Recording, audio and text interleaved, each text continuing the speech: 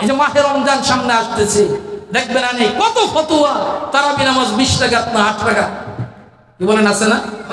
কি আপনারা বেজার হইতেছেন নাকি? কি বলেন এগুলো আছে কিনা?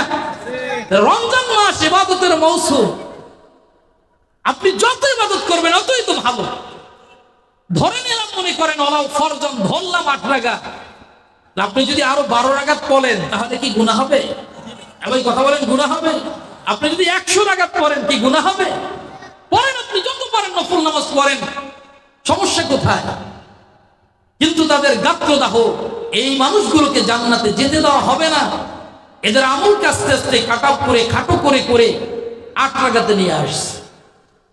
আবার ইহুদি খ্রিস্টানদের একটা চক্রান্ত হলো, তারা দেখছে যে উম্মতে মুহাম্মাদি তারা নবীকে সবচেয়ে জীবনের চেয়ে বেশি ভালোবাসে।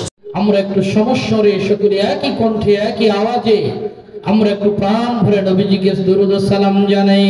সাল্লাল্লাহু আলা মুহাম্মদ সাল্লাল্লাহু আলাইহি সাল্লাল্লাহু আলা মুহাম্মদ সাল্লাল্লাহু আলাইহি। আশিক যারা কান্দে তারা, আশিক যারা কান্দে তারা, নবী নবী বলিয়া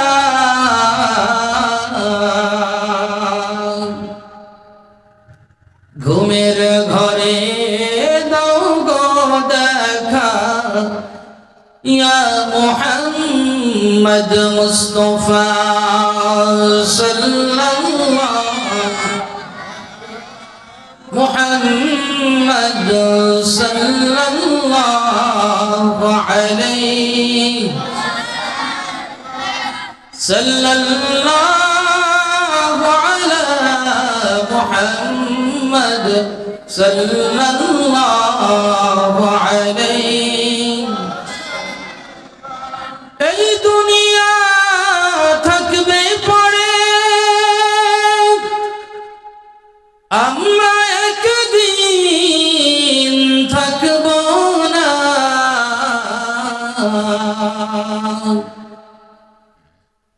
সবাই মোদের ভুলে যাবে, ওগো দয়ার নবীজি আপনি ভুলবেন না। সাল্লাল্লাহু মুহাম্মদ সাল্লাল্লাহু আলাইহি সাল্লাল্লাহু আলা মুহাম্মদ সাল্লাল্লাহু আলাইহি। বালাগাল উলা বিকামালিহি কাশাফাত তুজা বিজামালিহি حسنت جميع خصاله صلوا عليه وآله بلغ العلا بكماله كشف الدجى بجماله حسنت جميع خصاله صلوا عليه راہ میرے مسکن راہ میرے مسکن حوالی کعبہ بنی میرے مدفن دیار مدینہ بلغ العلا بکمالہ کشف الدجى بجمالہ حسنت جميع خصاله صلوا عليه وآله محبت اکرم رشوی جگر گوری لا الہ الا اللہ لا الہ لا الہ লা ইলাহা ইল্লাল্লাহ লা ইলাহা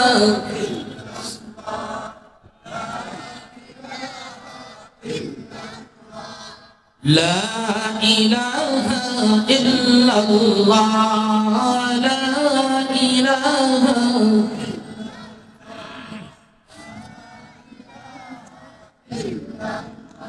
পাখির গানে গানে হাওয়ারি তানে তানে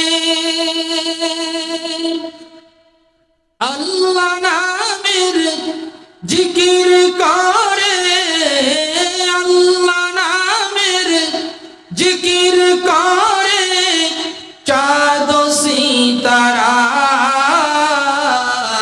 লা ইলাহা আজরে লা ইলাহা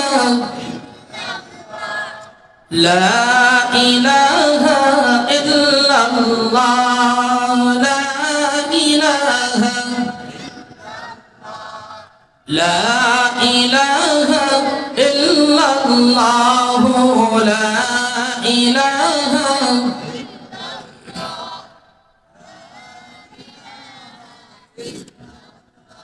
لا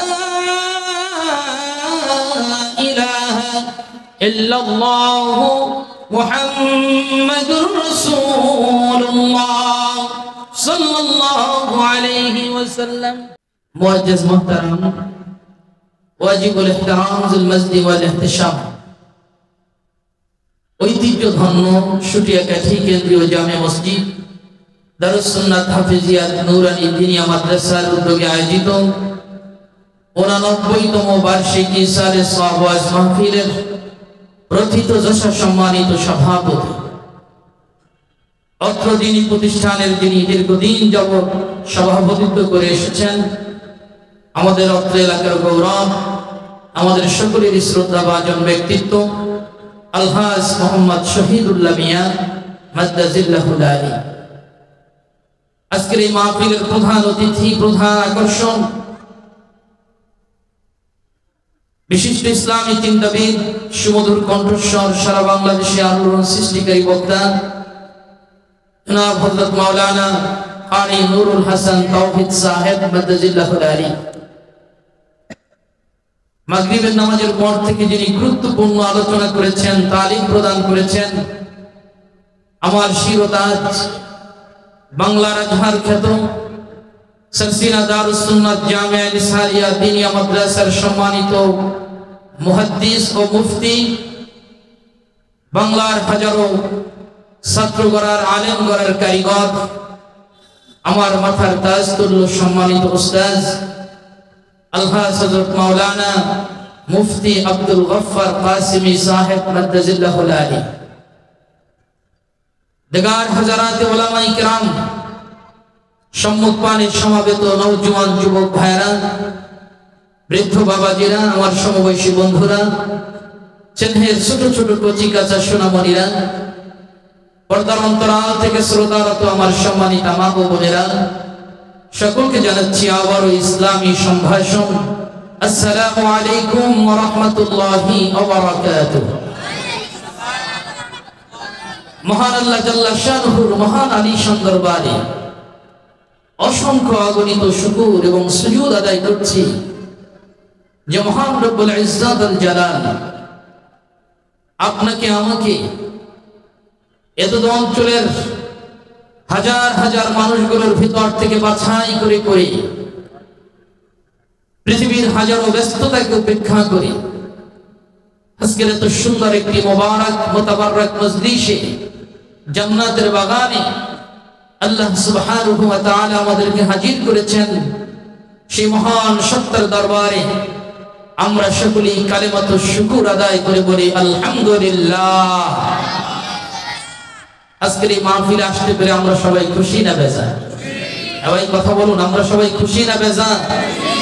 আল্লাহ পাক রব্বুল আলামিন আমাদের সকলকে এই মাহফিলকে আমলি জিন্দেগি গঠন করার ওসিলা হিসাবে আল্লাহ কবুল ও মঞ্জুর করুক, সকলে বলি আমিন। সম্মানিত হাজিরিন, আমাদের প্রধান অতিথি অল্প সময়ের ভিতরে চলে আসবেন। আমি আপনাদের বিরক্তি ঘটার আগেই আমার আলোচনার ইতি টানবো ইনশাআল্লাহুল আজিজ।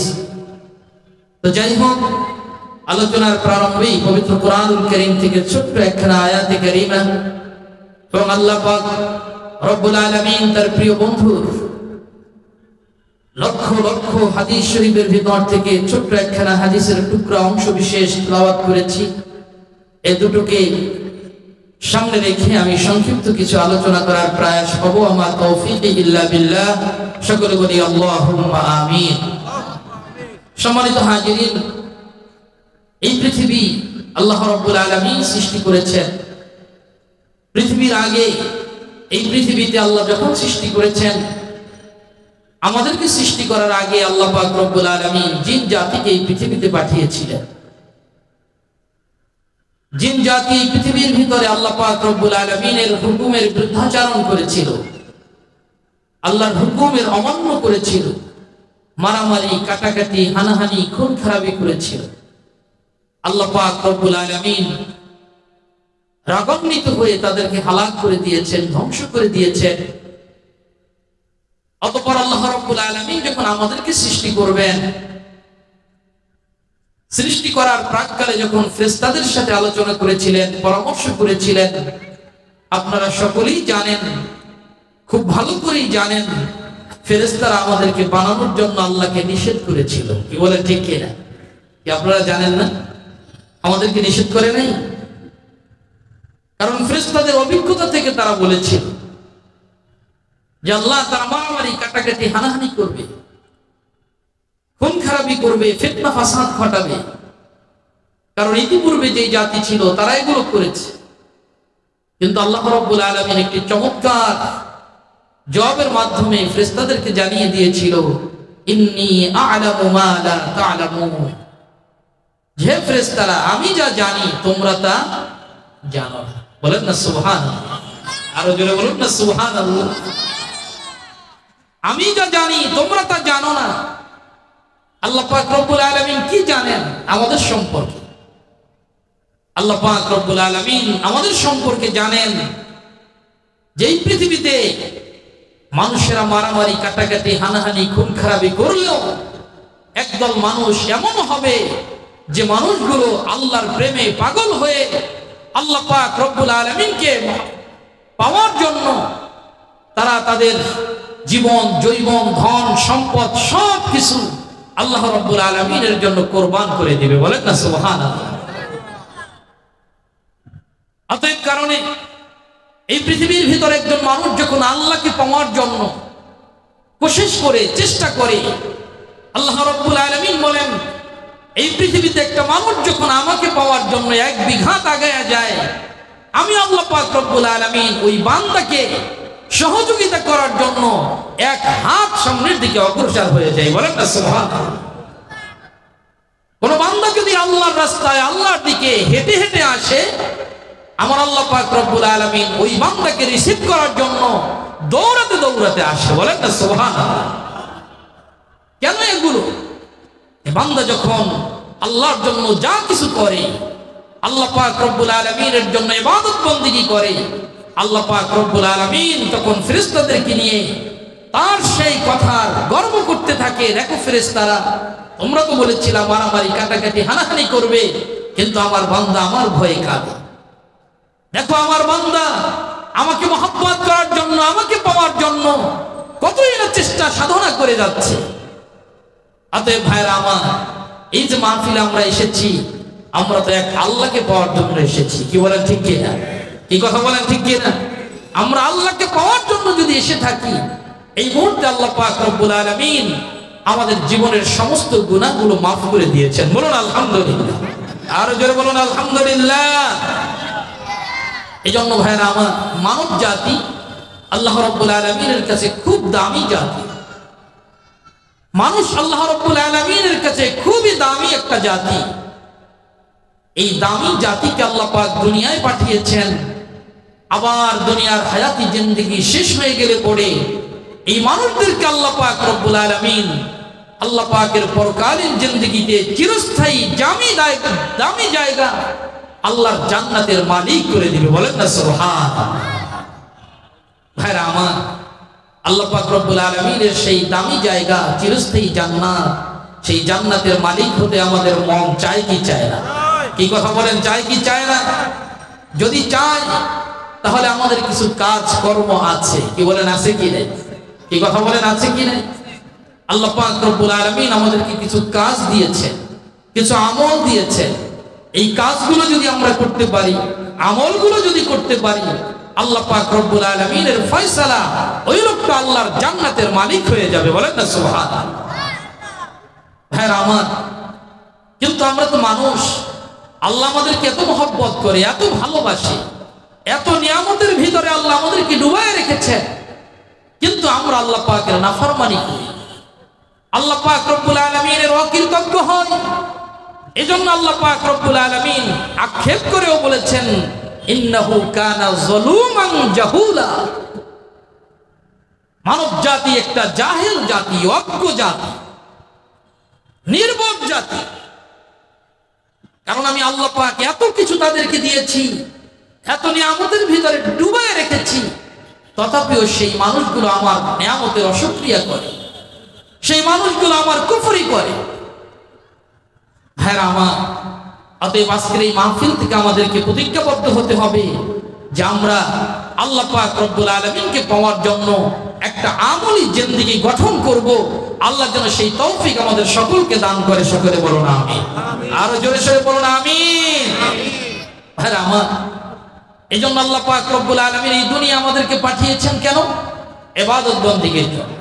সকলে একটু মুহাব্বতের সাথে দরুদ শরীফ পড়ুন। সাল্লাল্লাহু আলাইহি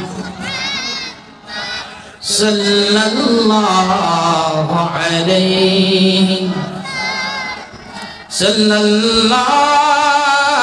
আলা মুহাম্মাদ সাল্লাল্লাহু।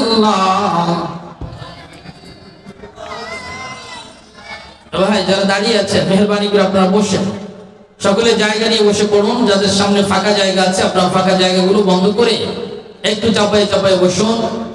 আর যারা দাঁড়িয়ে আছেন, মেহেরবানি করে একটু বসুন, মজলিসের আদব রক্ষা করুন। আশেপাশে দোকানপাটে যারা এখনো ঘোরাঘুরি করতেছেন, আপনারা মাহফিল ময়দানে চলে আসুন। তো যাই হোক ভাইয়ের আমার, বলতেছিলাম যে আল্লাহ পাক রব্বুল আলামিন আমাদের এই আমলগুলো নিয়ে গর্ব করতে থাকে।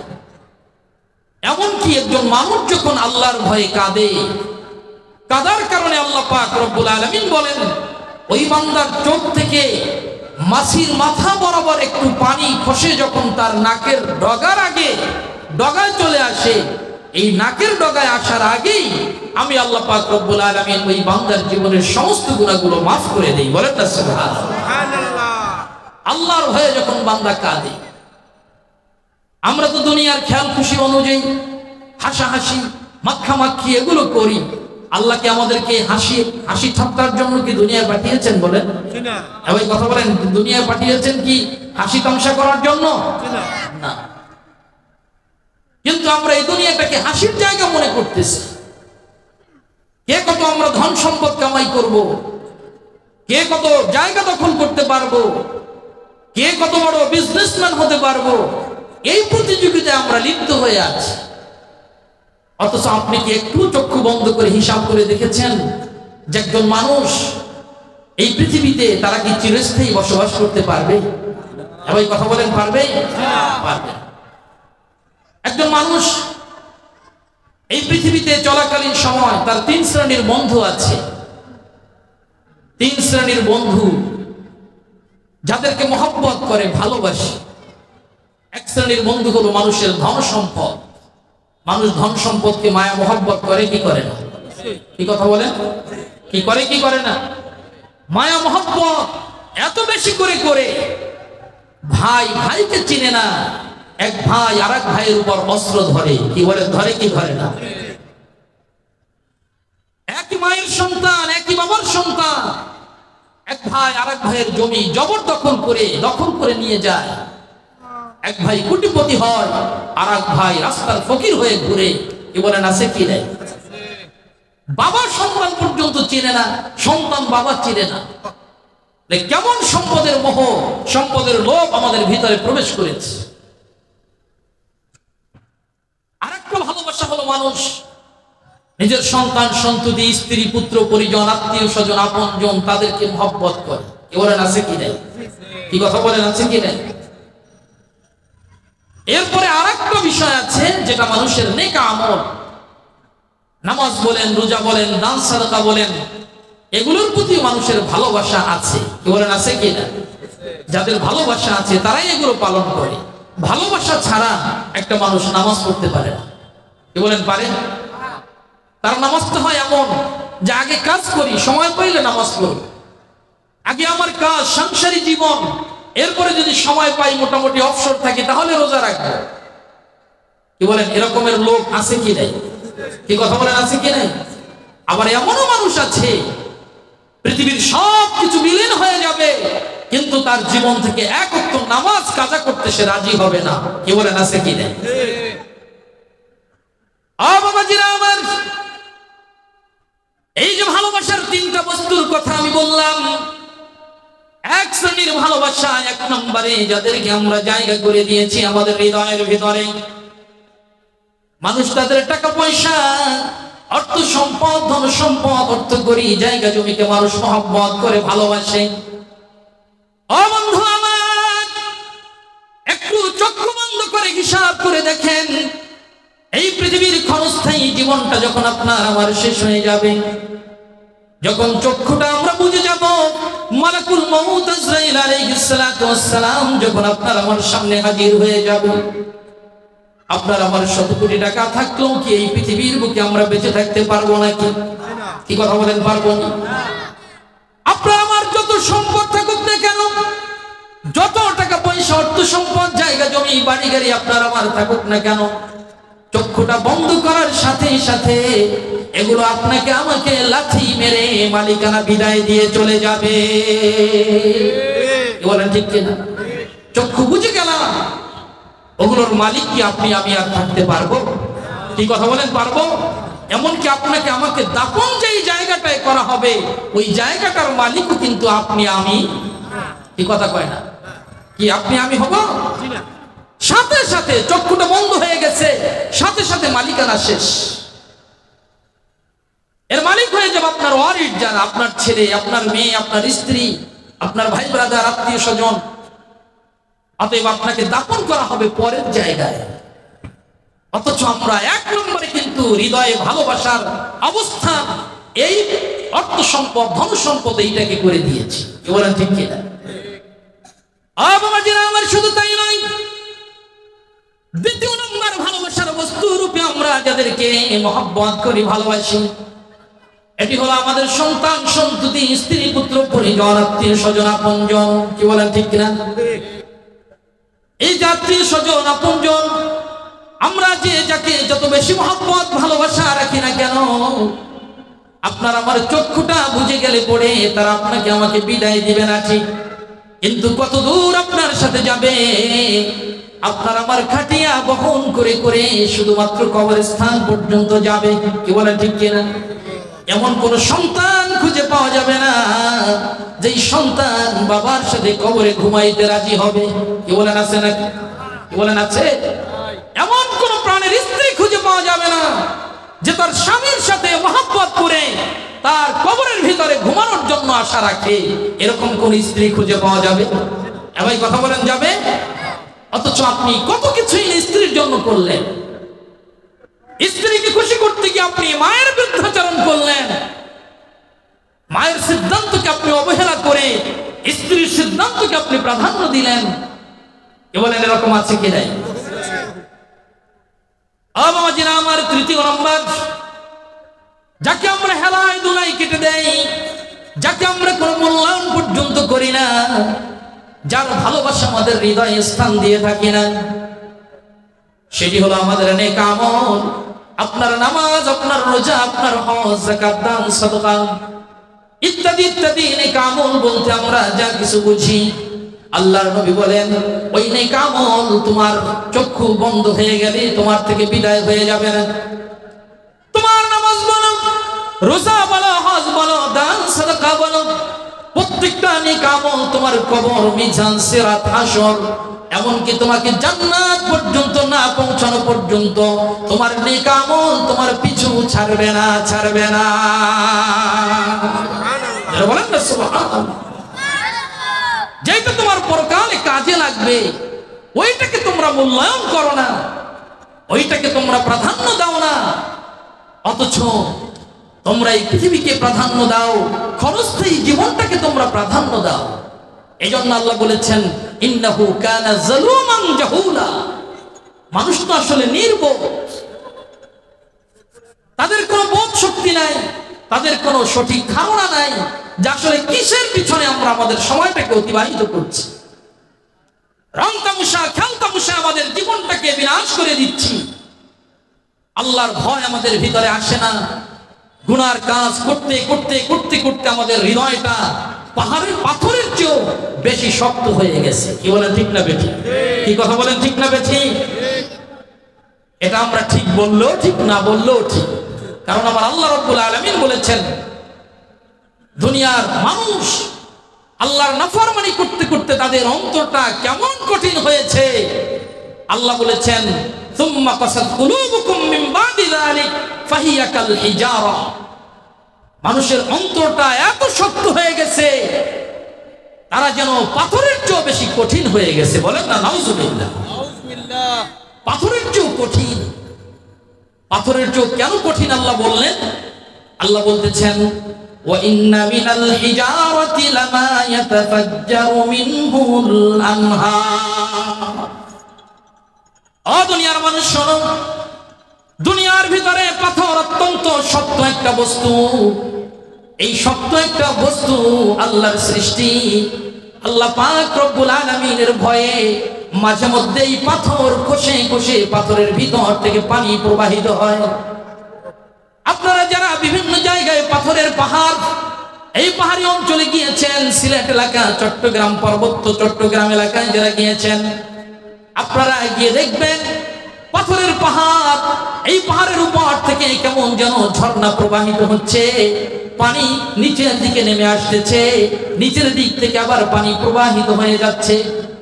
মানুষ মনে করে এটা একটা পানি, এটা একটা ঝর্ণা, কিন্তু আমার আল্লাহ পাক রব্বুল আলামিন বলেন এটা পানির ঝর্ণা নয়। ওই পাথর আল্লাহর ভয়ে, আল্লাহ পাক রব্বুল আলামিনকে ভয় করে ওই পাথরের চোখ থেকে তাদের আল্লাহর ভয়ে অশ্রু নির্গত হইতেছে। বলেন সুবহানাল্লাহ।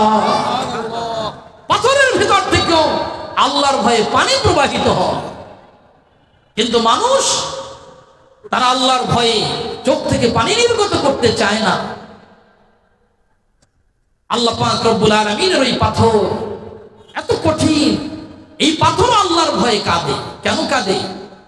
যে আল্লাহ রাব্বুল আলামিন পবিত্র কোরআনুল কারীমের ভিতরে বলেছেন ওয়াকুদুহান নাস ওয়াল হিজারা। জাহান্নামের যে ইন্ধন হবে, জ্বালানি হবে, কাঠ হবে, লাকড়ি, এই লাকড়ি হবে দুই শ্রেণীর বস্তু।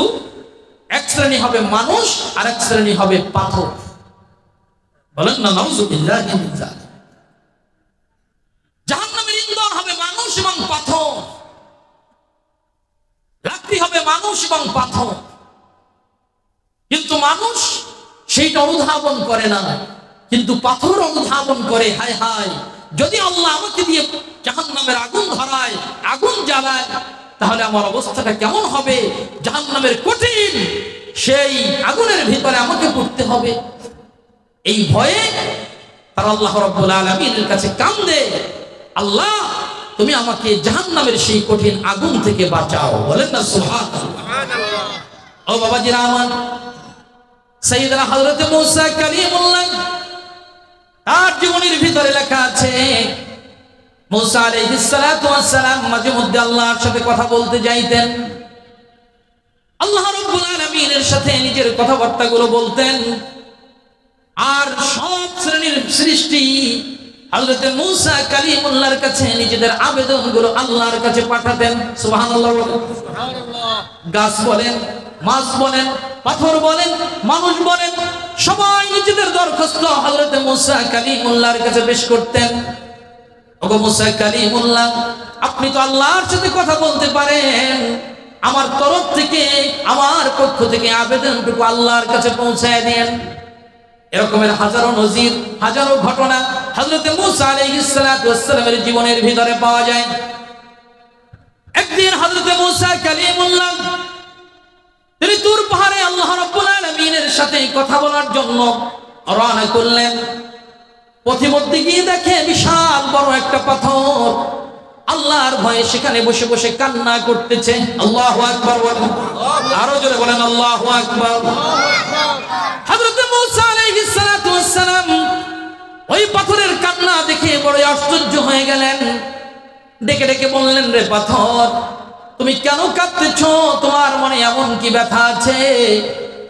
পাথরের জবান খুলে গেল।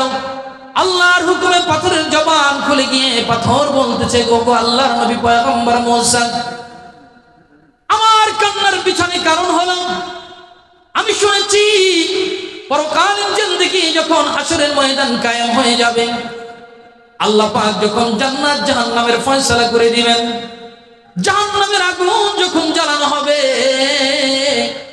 ওই জাহান্নামের ইন্ধন হবে দুই শ্রেণীর বস্তু। এক শ্রেণীর বস্তু হবে মানুষ, আর এক শ্রেণীর বস্তু হবে পাথর। এই কথাটা শোনার পর থেকে আমার হৃদয়ের ভিতরে কম্পন সৃষ্টি হয়েছে। আল্লাহ নবী মূসা কালিমুল্লাহ, আপনি তো আল্লাহর সাথে কথা বলতে পারেন, আপনি তো আল্লাহর কাছে কথা বলতে রওনা হয়েছেন, আমার পক্ষ থেকে আবেদনটুকু আল্লাহ রাব্বুল আলামিনের কাছে পৌঁছায় দিবেন। যে আমার বড় ভয় হয়, না জানি আল্লাহ পাক আমাকে জাহান্নামের ইন্ধন বানায়া দেন। আল্লাহ রাব্বুল আলামিনের কাছে আবেদন করবেন, আমাকে যেন আল্লাহ পাক রব্বুল আলামিন জাহান্নামের ইন্ধন না বানায়। এই কথা বলে বলে আল্লাহ পাক রব্বুল আলামিনের সৃষ্টি ওই শক্ত পাথর আল্লাহর ভয়ে কাঁদতেছে। আল্লাহু আকবার। বাবাজিরা আমার, হযরত মূসা আলাইহিস সালাতু ওয়াস সালাম চলে গেলেন তুর পাহাড়ে। আল্লাহর সাথে নিজের প্রয়োজনীয় কথাবার্তাগুলো বললেন। ওই পাথরের আবেদনের কথা হযরত মূসা কালিমুল্লাহ ভুলে গেলেন। আল্লাহ নবী মূসা আলাইহিস সালাতু ওয়াস সালাম রওনা করলেন, ব্যাক করলেন। ইতিমধ্যে আল্লাহ পাক রব্বুল আলামিন তাকে স্মরণ করে দিয়েছিলেন, রে মূসা কালিমুল্লাহ, আসার পথে কেউ তোমাকে কোনো আবেদন পাঠিয়েছেনি? মূসা কালিমুল্লাহ বলে, মালিক, আসার পথে একটা পাথর আমার কাছে একটা আবেদন পাঠিয়েছিল আপনার কাছে পৌঁছানোর জন্য। আল্লাহ পাক রব্বুল আলামিন বললেন, কই, সেটা তো আমার কাছে পৌঁছালে না। মূসা কালিমুল্লাহ বলে, মালিক, আমার তো ভুলে গিয়েছিলাম, আমার স্মরণ ছিল না। আল্লাহ গো, তার পক্ষ থেকে আবেদনটুকু আপনার কাছে পাঠিয়ে দিলাম। আল্লাহ গো, ওই যে পাথর আপনার ভয়ে কাঁদে, তার হৃদয়ের ভিতরে কম্পমান হয়েছে, হৃদয়টা তার কাঁপতেছে, আপনার জাহান্নামের আগুনের ভিতরে কেমনে সে জ্বলবে। দয়া করে, মায়া করে আপনি যেন তাকে জাহান্নামের ইন্ধন না বানান, এই আবেদনটুকু পাথর আপনার কাছে পাঠিয়েছে। আল্লাহু আকবার। হযরত মূসা আলাইহিস সালাতু ওয়াস সালাম যখন ব্যাক করলেন, পথিমধ্যে সে দেখে পাথরটা কান্না করতেছে। মূসা কালিমুল্লাহ হাসতে হাসতে পাথরটাকে সুসংবাদ জানায় দিলেন। সুবহানাল্লাহ। আরো জোরে বলেন না সুবহানাল্লাহ। মূসা কালিমুল্লাহ আনন্দ হৃদয়, আনন্দ চিত্তে পাথরকে ডেকে ডেকে বলতেছে, রে পাথর, আল্লাহ পাক রব্বুল আলামিন তোমার উপরে দয়া করেছে, মায়া করেছে, তোমার প্রতি দয়াবান হয়ে আল্লাহ পাক এই মেসেজ তোমাকে জানায় দিল, জাহান্নামের ইন্ধন আল্লাহ তোমাকে বানাবে না। কেন? তুমি আল্লাহর ভয়ে কেঁদেছো, তোমার চোখের পানিটা আল্লাহর কাছে বড় পছন্দ হয়েছে, আল্লাহ দয়া করেছেন, আল্লাহ পাক রব্বুল আলামিন তোমাকে জাহান্নামের আগুনে জ্বালাবে না। বলেন না সুবহানাল্লাহ। এরকম একটা সংবাদ যদি কেউ শুনতে পায় দুনিয়ার ভিতরেই, সেই লোকটা খুশি হবে না বেজার হবে? কি কথা বলেন, কি হবে? খুশি হবে। মূসা আলাইহিস সালাতু ওয়াস সালাম এই কথা যখন পাথরকে জানায় দিলেন, পাথর তিনি খুশি হয়েছেন। ঠিক হযরত মূসা আলাইহিস সালাতু সালাম এই সংবাদ তাকে দিয়ে তিনি তার পথ ধরে তিনি চলে গেলেন। মুসা আলাইহিস সালাম তিনি এই সুসংবাদ জানায়া দিলেন। আমরা যদি হতাম তাহলে তো মনে করতাম যে আল্লাহর পক্ষ থেকে যখন এই সুসংবাদ পেয়েছি আমাদের মনে হয় আর কোনো নামাজ রোজা ইবাদত বন্দেগী কিচ্ছুই লাগবে না। বলেন ঠিক না? কারণ আমরা তো বাঙালি, আমরা তো সুযোগ সন্ধানী, যে কোন জায়গায় সুযোগ পাওয়া যায়। কি বলেন ঠিক কিনা? আমল যত কম করা যায় ওইতেই আমরা খুশি। বর্তমান সময় দেখেন কিয়ামতের দিকে যত সময়গুলো আগে যাচ্ছে মানুষ আমল থেকে আস্তে আস্তে করে দূরে সরে যাচ্ছে। কেউ দূরে সরতেছে না জানার কারণে, আবার কেউ বা মানুষকে বিভিন্ন ধরনের ফতোয়া ফরায়েজ দিয়ে দিয়ে মানুষদেরকে ইবাদত থেকে দূরে সরায় রাখতেছে। নাউজুবিল্লাহ বলেন, আরো জোরে বলেন না নাউজুবিল্লাহ। এই যে মাহে রমজান সামনে আসতেছে, দেখবেন আনি কত ফতোয়া, তারাবি নামাজ 20 রাকাত না 8 রাকাত। কি বলেন আছে না? কি আপনারা বেজার হইতেছেন নাকি? কি বলেন এগুলো আছে কিনা? রমজান মাস ইবাদতের মৌসুম, আপনি যত ইবাদত করবেন অতই তো ভালো। ধরে নিলাম মনে করেন ওলাও ফরজন ধরলাম 8 রাকাত, আপনি যদি আরো 12 রাকাত পড়েন তাহলে কি গুনাহ হবে? এমন কথা বলেন গুনাহ হবে? আপনি যদি 100 রাকাত পড়েন কি গুনাহ হবে? পড়েন, আপনি যত পারেন নফল নামাজ পড়েন, সমস্যা কোথায়? কিন্তু তাদের গাত্রদাহ, এই মানুষগুলোকে জান্নাতে যেতে দেওয়া হবে না। এদের আমলকে আস্তে আস্তে কাটাপ করে খাটো করে করে 8 রাকাতে নিয়ে আসছে। আবার ইহুদি খ্রিস্টানদের একটা চক্রান্ত হলো, তারা দেখছে যে উম্মতে মুহাম্মাদি তারা নবীকে সবচেয়ে জীবনের চেয়ে বেশি ভালোবাসে। সুবহানাল্লাহ বলেন, আরো জোরে বলেন না সুবহানাল্লাহ। কারণ এই উম্মত দিন দিন আগায় যাইতেছে, কারণ তারা নিজের জীবনের চেয়ে বিশ্বনবী মুহাম্মদুর রাসূলুল্লাহ সাল্লাল্লাহু আলাইহি ওয়াসাল্লামকে ভালোবাসে। বলেন না সুবহানাল্লাহ। আপনি যদি সাহাবায়ে কিরামদের জীবনের দিকে লক্ষ্য করেন, এক সাহাবী যখন উহুদের ময়দানে আল্লাহর হাবিব রওনা হয়ে গেলেন, আল্লাহ নবী ঘোষণা করলেন তোমাদের কার কি আছে নিয়ে আসো। কেউ টাকা পয়সা নিয়ে আসতেছে, কেউ যোদ্ধা নিয়ে আসতেছে, কেউ অস্ত্র নিয়ে আসতেছে, কেউ বাহন উট ঘোড়া এগুলো নিয়ে আসতেছে। এক মহিলা সাহাবী আল্লাহ নবীর কাছে তার ছোট্ট 3 মাসের একটা বাচ্চা শিশু নিয়ে আসছে। বলেন না সুবহানাল্লাহ। শিশু নিয়ে আসছে। আল্লাহ নবী বলেন যে এটা তুমি নিয়ে আসলে কেন? হুজুর আপনার সাথে ওকে যুদ্ধে পাঠাবো। সুবহানাল্লাহ বলেন, ওকে যুদ্ধে পাঠাবা, একে যুদ্ধ করতে পারবে না? হুজুর যুদ্ধ করতে পারবে না, তাহলে ওকে নিয়ে আমার লাভ কি? ও বাবাজিরা আমার, মহিলা সাহাবী নবীর জন্য এত আশেক, নবীর প্রেমিক, নবীর ভালোবাসে। মহিলা সাহাবী বলতেছে হুজুর আপনি যখন যুদ্ধের জন্য ডাক দিয়েছেন আমার ঘরে কোনো ঢাল নাই যে আপনাকে ঢাল দিয়ে সহযোগিতা করব। আমার ঘরে কোনো বয়স্ক পুরুষ নাই, আমার স্বামী নাই, আমার বড় কোনো সন্তান নাই যেটাকে আপনার সাথে যুদ্ধের ময়দানে যোদ্ধা রূপে পাঠাবো। ইয়া রাসূলুল্লাহ, ইয়া হাবিবাল্লাহ, এই আমার ঘরে 3 মাসের বাচ্চা শিশুরা ছাড়া আমার ঘরে আর কিছুই নাই। ইয়া রাসূলুল্লাহ, ইয়া হাবিবাল্লাহ, আমার এই ছোট্ট 3 মাসের দুধের বাচ্চা শিশুটাকে আমার মন চায় আপনার সঙ্গী করে উহুদের ময়দানে পাঠায় দে। আল্লাহ নবী বলেন, ও মহিলা সাহাবী,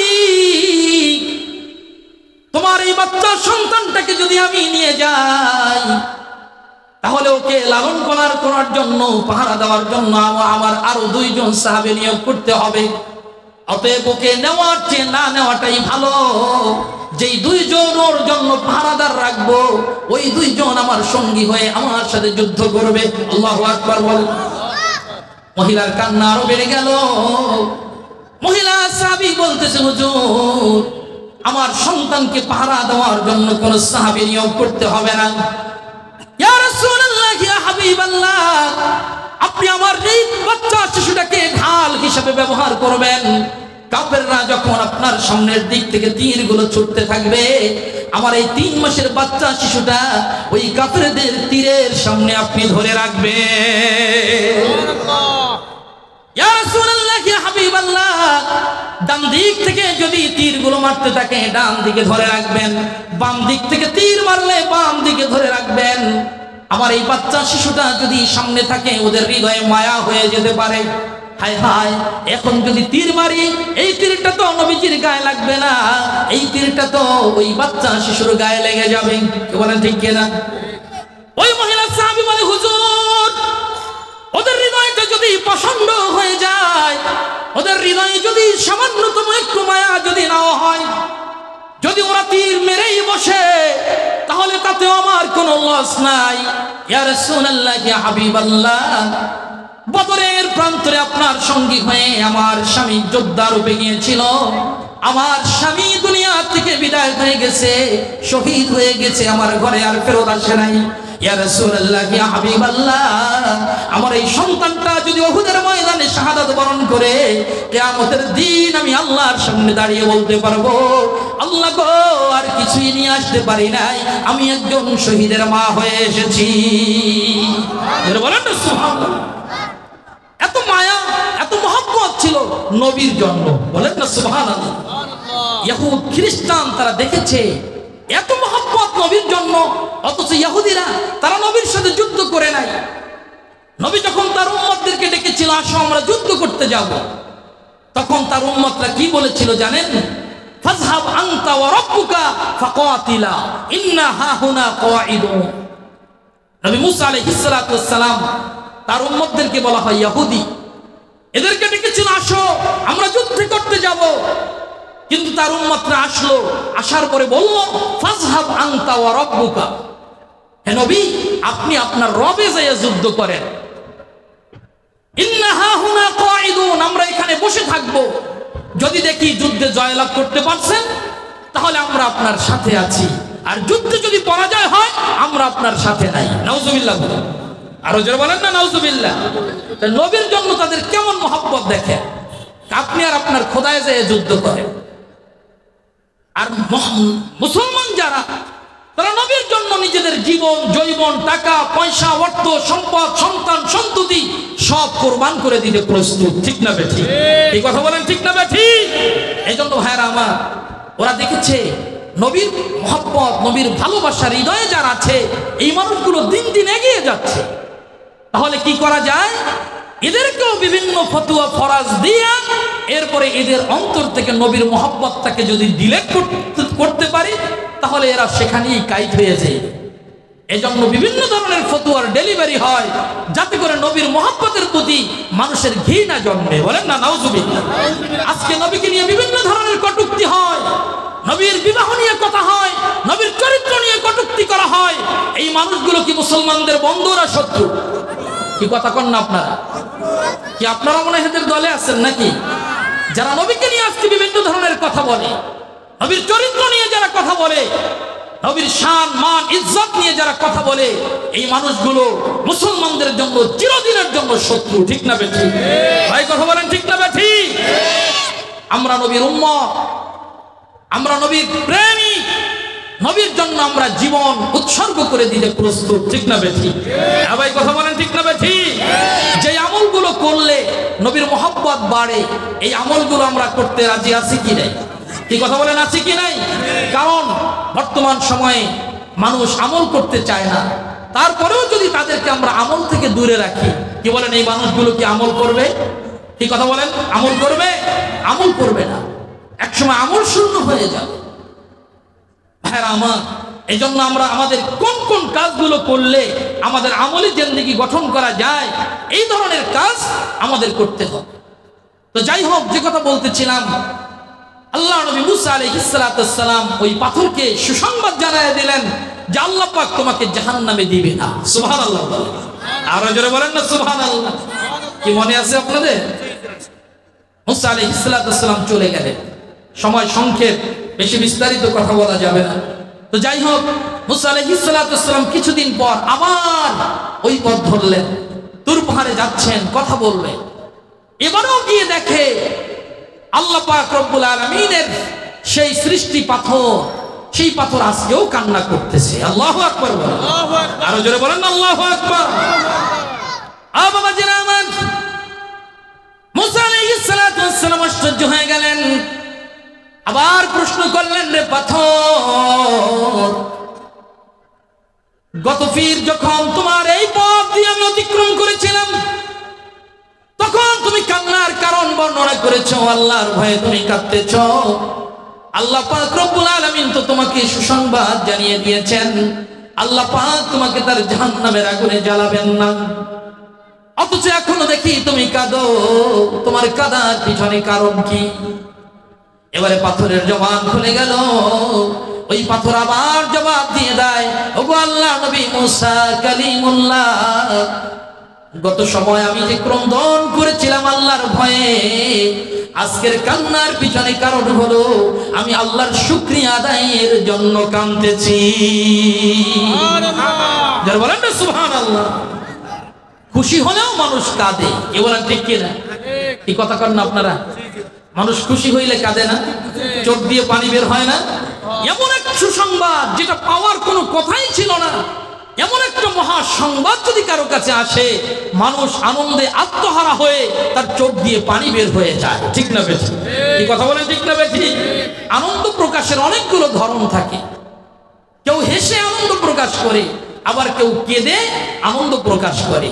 মোটমাট কথা হলো তার আনন্দ প্রকাশিত হইলেই হইল। কি বলেন ঠিক না বেশি? আমরা নবীকে সালাম দেই, আমরা নবীকে দাঁড়ায় সালাম দেই, তাতে এক শ্রেণীর মানুষ আমাদেরকে বিভিন্ন ধরনের তোহমত দেয়, কথা বলে।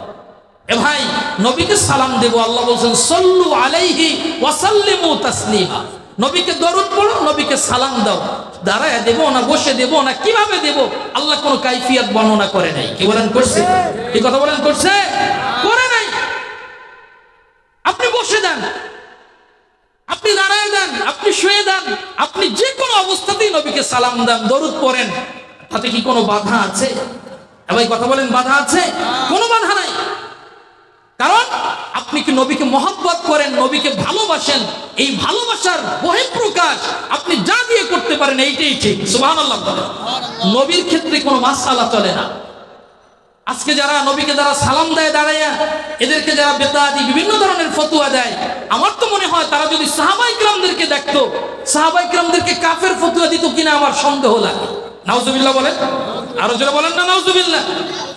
কারণ নবীজি যখন থুথু মোবারক ফেলতেন, সাহাবায়ে কিরাম যে হাত পেতে বসে থাকতেন যে হুজুর আমার হাতের উপর থুতু ফেলবেন, আরেক সাহাবী বলতেন আমার হাতে থুতু ফেলবেন, হুজুর থুতু ফেলতে দেরি হতো, সাহাবায়ে কিরাম এই হাত পেতে সেগুলো গ্রহণ করে এগুলো মালিশ করে নাকে মুখে গায়ে শরীরের মধ্যে মর্দন করতো। বলেন না সুবহানাল্লাহ। এটা কোন শরীয়তে আছে? আল্লাহ নবী নখ কাটতেন, নখগুলো তারা জমা করে রেখে দিতেন, চুল মোবারক কাটতেন, এগুলো জমা করে রেখে দিতেন। এক সাহাবী আল্লাহর হাবিবের পেশাব পর্যন্ত, পায়খানা পর্যন্ত এক সাহাবী নবীজির পেশাব পান করে ফেলছে। সুবহানাল্লাহ। আবার জোরে বলেন না সুবহানাল্লাহ। নবীর মহব্বতে, ভালোবাসা। যখন আল্লাহ নবী শুনেছে অমুক সাহাবী তার পেশাব পান করে ফেলেছে, নবীজি তার জন্য দোয়া করলেন। ওই সাহাবী যতদিন দুনিয়ায় বেঁচে ছিল, তার শরীর থেকে যেই ঘাম বের হয়েছে, এই ঘাম থেকে মিশকাম্বরের ঘ্রাণ বের হয়েছে। বলেন না সুবহানাল্লাহ। আরো যারা বলেন না সুবহানাল্লাহ। তা পেশাব খাওয়া কি জায়েজ আছে নাকি? কথা কয় না? হ্যাঁ, জায়েজ আছে। উনি তো খাইছে, না জায়েজ কাজ করছে, তারা তো ফতোয়া দিত। আরো কত কাণ্ড, নিজেরা না খেয়ে না পড়ে নবীজির দরবারে এসে বসে থাকতো, ক্ষুধার তাড়নায় জ্বালাতন করতেছে, জীবন ধারণ করা সম্ভব না, নবীজির সামনে আসছে, সব ক্ষুধা মিটে গেছে। সুবহানাল্লাহ। আরো যারা বলেন না সুবহানাল্লাহ। ভাইরা আমার, অতএব নবীর মহব্বত, ভালোবাসা যে যেভাবে আপনি প্রকাশ করতে পারেন করেন, কোনো বাধা নেই। আসুন আল্লাহর হাবিব রাসূল পাক সাল্লাল্লাহু আলাইহি ওয়াসাল্লামকে আমরা সবচেয়ে বেশি মহব্বত করব, ভালোবাসব। হযরত মুসা আলাইহিস সালাতু ওয়াস সালাম ওই পাথরকে বলল যে তুমি কাঁদো কেন? এবারে সে জবাব দিল যে আমি কাঁদি আল্লাহর শুকরিয়া আদায়ের জন্য। বলেন না সুবহানাল্লাহ। আরো জোরে বলবেন না সুবহানাল্লাহ। আমরা হইলে তো হাসতাম। ও বাবাজিরা আমার, আল্লাহ পাক রব্বুল আলামিন নির্দেশনা হলো ফালিয়াদহাকু কলিলাও ওয়ালিয়াবকু কাসীরা। ও বান্দা, বেশি বেশি করে কাঁদো, কম কম করে হাসো। দুনিয়ার ভিতরে একটা মানুষ যত বেশি হাসবে, ওই মানুষটা পরকালে তত পরিমাণ কাঁদবে। দুনিয়ার ভিতরে একটা মানুষ যেই পরিমাণ কাঁদবে পরকালীন জিন্দেগিতে সেই পরিমাণ সে হাসবে। সুবহানাল্লাহ বলেন। তাহলে দুনিয়ার কান্না এটা তো সামান্য কান্না, এই সামান্য কান্নার কারণে পরকালে চিরস্থায়ী হাসি তার মুখে ফুটবে। সুবহানাল্লাহ বলেন। আর দুনিয়ার ভিতরে আমরা যদি হাসি তামাশা করে আমাদের সময়টাকে অতিবাহিত করে দেই তাহলে পরকালে সেই কান্নার কোনো শেষ আছে? কি কথা বলেন, আছে? এজন্য সিলসিলার মুজাদ্দিদে জামান মরহুম শাহ সুফি আবু জাফর মুহাম্মদ সালেহ রাহমাতুল্লাহ আলাইহি হুজুর বলতেন, চির সুখী হতে চাও দুনিয়ায় বসে কেঁদে যাও। সুবহানাল্লাহ। আরো জোরে বলেন না সুবহানাল্লাহ। হুজুরের এই বাণীটা বিভিন্ন জায়গায় আছে। এখন একটা চাবির রিং বের করছে, তার ভিতরে লেখা আছে চির সুখী হতে চাও। চির সুখী, চির সুখী কোন জগতে? দুনিয়ায় কি কেউ চির সুখ দেখবে? কি কথা বলেন, দেখবে? এই চির সুখ বলতে কোন জগৎ? পরকালীন জগৎ। চির সুখী হতে চাও তাহলে কি করো? দুনিয়ায় বসে কেঁদে যাও। দুনিয়ায় তুমি যত বেশি কাঁদতে পারবা এই কাঁদাটা তোমার পরকালীন জিন্দেগিতে হাসির কারণ হয়ে যাবে। বলেন না সুবহানাল্লাহ। এজন্য ভাইরা আমার, কাঁদলে পরে মানুষের অন্তর বিগলিত হয়, চোখ দিয়ে পানি বের হলে পরে আল্লাহ খুশি হয়, চোখ থেকে পানি বের হলে পরে আল্লাহ পাক রব্বুল আলামিন তার জীবনের গুনাহ মাফ করে দেয়। সুবহানাল্লাহ। শুধু তাই না, এই চোখের পানি এত মহা ঔষধ। এই চোখের পানিগুলো আমরা দেখি টপ টপ করে জমিনের ভিতরে পড়ে না, চোখের পানিটা আল্লাহ পাক রব্বুল আলামিন তার রহমতের চাদর দিয়ে আবৃত করে আল্লাহ পাক রব্বুল আলামিন এটাকে জমা রাখে। সুবহানাল্লাহ। আরো জোরে বলেন না সুবহানাল্লাহ। হাসরের ময়দানে একজন মানুষ যখন জাহান্নামের পরোয়ানা তার উপর জারি হয়ে যাবে, ওই লোকটাকে যখন ফেরেশতারা জাহান্নামের দিকে নিয়ে যাবে, আল্লাহ পাক রব্বুল আলামিন তার ওই গচ্ছিত চোখের পানিটুকু সেই জাহান্নামের ভিতরে ফেরার সাথে সাথে আল্লাহ পাক রব্বুল আলামিনের হুকুমে সেই জাহান্নামের আগুনটা নির্বাপিত হয়ে যাবে। বলেন না সুবহানাল্লাহ। জাহান্নামের আগুন বন্ধ করার একমাত্র মেডিসিন হলো বান্দার চোখের পানি। বলেন না সুবহানাল্লাহ। দুনিয়ার ভিতরে আগুন জ্বলে, পানি দিয়ে মানুষ আগুন নিভায়, ফায়ার সার্ভিস আছে, বিভিন্ন ধরনের মানুষজন বালতি নিয়ে এই নিয়ে সেই নিয়ে পানি দিয়ে এরপরে দুনিয়ার আগুন বন্ধ করে। কি বলেন, করে কি করে না? কিন্তু পরকালের আগুন, সেখানে কি পানি খুঁজে পাবেন আপনি? কি কথা কান না? পানি খুঁজে পাওয়া যাবে? কথা বুঝেন নাই। পানির এত অভাব লাগবে হাসরের ময়দানে। আল্লামা শেখ সাদি রহমাতুল্লাহ আলাইহি বলেন, এত পানির অভাব একজন মানুষ 1000 বছরের ইবাদতের বিনিময়েও এক গ্লাস পানি খরিদ করার জন্য রাজি হবে। আল্লাহু আকবার বলেন। পানির এত অভাব পড়বে সেই দিন। চিন্তা ফিকির পেরেশানিতে মানুষের জিহ্বাটা ঝুলে যাবে। কেউ নাভি বরাবর, কেউ হাঁটু বরাবর, কেউ জিহ্বাটা ঝুলতে ঝুলতে একেবারে জমিন স্পর্শ করবে। নাউজুবিল্লাহ। এই কঠিন মুহূর্তে যদি এক গ্লাস পানি আপনার কাছে নেওয়া হয় আর যদি বলা হয় তোমার জীবনের সমস্ত নেক আমল দাও, তোমাকে এক গ্লাস পানি দিব, মানুষ তাতেও রাজি হয়ে যাবে। আল্লাহু আকবার। এক গ্লাস পানির কত দাম! এজন্য বাবাজিরা আমার, দুনিয়া আমাদের হাসার জায়গা না, দুনিয়াটা হলো আমাদের কাদার জায়গা। দুনিয়ার ভিতরে যদি আমরা কেঁদে কেঁদে জীবনটাকে অতিবাহিত করতে পারি, আল্লাহ পাক রব্বুল আলামিন পরকালীন জিন্দেগিতে আমাদের জন্য হাসির ব্যবস্থা করে দিবে। আর যদি আমরা এই খায়াল তামাশায় যদি সকলে বলুন আলহামদুলিল্লাহ। সম্মানিত হাজিরিন, ইতিমধ্যে আমাদের প্রধান অতিথি আমাদের মাঝে উপস্থিত হয়েছেন। তাকে বসায় রেখে কথা বলা আসলে এটা বেয়াদবি। হুজুর অনেক দূর থেকে এসেছেন, আমি তো আপনাদের এলাকার মানুষ, প্রায় আমার কথা আপনারা শুনেন, বা সামনে আরো সময় সুযোগ হলে আপনারা কথা শুনবেন। আল্লাহ পাক রব্বুল আলামিন আমাদের সকলকে আমল করার তৌফিক দান করুক। সকলে বলেন আমিন। এ ভাই, আলোচনা কি শোনার জন্য না আমলের জন্য? এই কথা বলেন কিসের জন্য? কিন্তু আমরা তো একেবারে হুজুগে বাঙ্গালি। আমরা দেখি রং ঢং, আমরা দেখি বিভিন্ন ধরনের সাজসজ্জা, কিন্তু আমলের নিয়াতে আমরা যদি ওয়াজ শুনতাম, যেই পরিমাণ ওয়াজ এলাকার ভিতরে হয়, আসলে আমলের জিন্দেগি গঠন করার জন্য 2-4টা ওয়াজ মাহফিলই যথেষ্ট। কি বলেন, ঠিক কি? কিন্তু ওয়াজের কোনো অভাব নাই, আর আমাদের আমলেরও কোনো বালাই নেই। এজন্য আসুন আজকের এই মাহফিল যেন আমাদের নাজাতের ওসিলা হয়, আমরা যেন আমলি জিন্দেগি গঠন করতে পারি। আল্লাহ সেই তৌফিক আমাদের সকলকে দান করুক। সকলে বলি আমিন। ওয়া আখিরু দাওয়ানা।